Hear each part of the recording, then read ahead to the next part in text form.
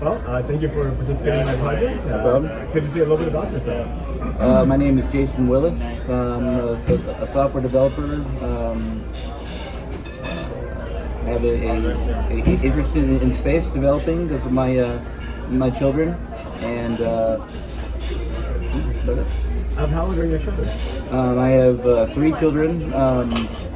Oldest is almost 13 in a few days, and the youngest is 8. Are they interested in space too? Yes, so my middle child, Maya, she's 11. She's very interested in space. That's amazing. Well, did you know that NASA's planning to send astronauts back to the moon? Yes, the Artemis program. Yes. Would you believe most of the people I talk to have no idea? I would believe that. What do you think about it? I think it's great. I think it's. I don't think there's much. There's much to really explore on the moon, since it's kind of a dead astronomical body. But I think it's a very great value to go on to other planets, because if we can start from the moon, we don't have to have a tiny little ship strapped to a whole bunch of fuel, because it doesn't take that long or it doesn't take as much energy to leave from the moon as it does from Earth. So it changes a lot.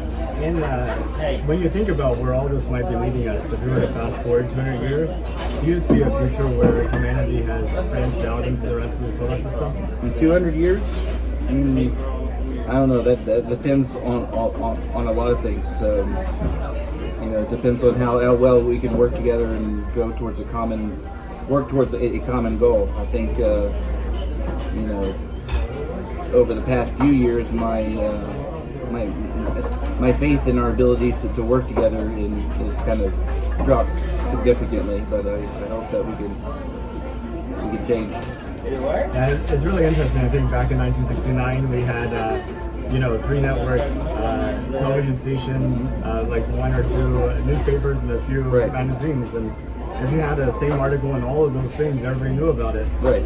Now everybody lives in their own world. Right. Or there's a branch of people who are devoted solely to casting doubt, or to twist the information into something that is entertaining or controversial. Back in those days, you went to the news to get facts, and you didn't have to question that Walter Cronkite was going to spin something so that to get you all riled up or to cause drama. Of course, Walter Cronkite didn't have that much competition, so he didn't have to work that hard to get his audience. Or also that you didn't have to be on camera, or have the station running 24/7. That's true.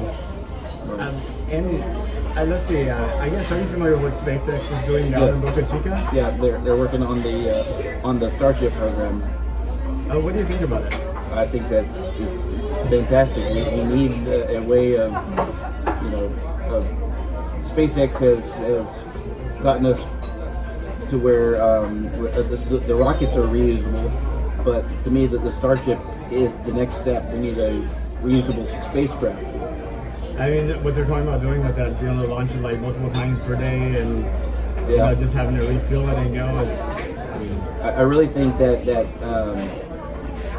I don't know. To me, the logistics of launching from the moon and from Earth are completely different, and I think that maybe the intermediate step would be best to develop travel from here to the moon reusable and quickly, so that you could develop a new kind of spacecraft that goes from the moon to other places. That would be neat. We just have this kind of inner solar system transportation network. Right. But like I said earlier, once you get to the moon, your whole project changes as far as your requirements and all the things, the obstacles that you have to overcome. Just getting out of Earth's gravity is super complex and requires a whole different set of engineering hurdles than does going from the moon. That's true. If you could, would you take a trip to space? Yes. how likely do you think it is that people like you and me will get an opportunity like that?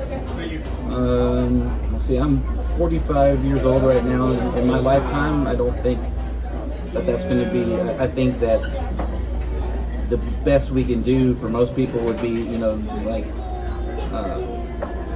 for the ultra rich to go up to space for a couple hours and come back. But I don't see it.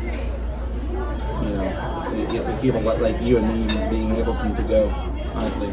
Because Glenn Shotwell and Elon Musk have both talked about using Starship for point-to-point Earth travel, and they say they can be profitable for an equivalent airline first class ticket, which seems well, I'd definitely do it then. Almost affordable. I mean, but are you talking about from one place on Earth to another place on Earth? Right, but then you would have maybe 10 minutes in the middle of free fall, and you'd be above the atmosphere and could.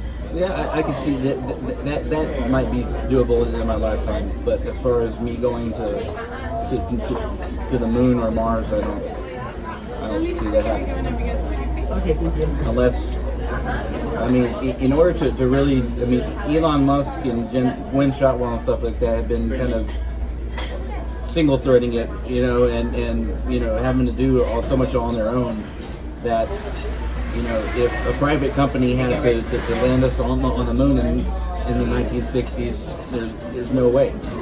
Because it required the government to throw millions and billions of dollars, and I forget how many people worked together. Like 500,000 people were all working together, doing something completely new, never been done before. Right. And I really think that's the kind of effort it requires to do something as complex as traveling to the most unfriendly or human unfriendly environment, which is space. Everything's trying to kill you in space. That's true. So it requires a lot of software, planning, hardware, lots of things like that to keep people from dying out there. Yeah, you have to beat all the odds. You gotta get everything right. Nothing can go wrong. Right. If you think about the state of our software right now, how many software, how dead would we be if we relied on the software not having bugs on Earth? If it were, we have, shopping apps and other software that has, bugs like crazy. How technically hard would it be to develop software to keep people alive in every circumstance in outer space? I think it's really difficult. And plus, to degrade over time the hardware and the vehicle you're in, everything can degrade. Well, I really appreciate your time. Thank you so much for sharing your views for my project. No problem. Thank you.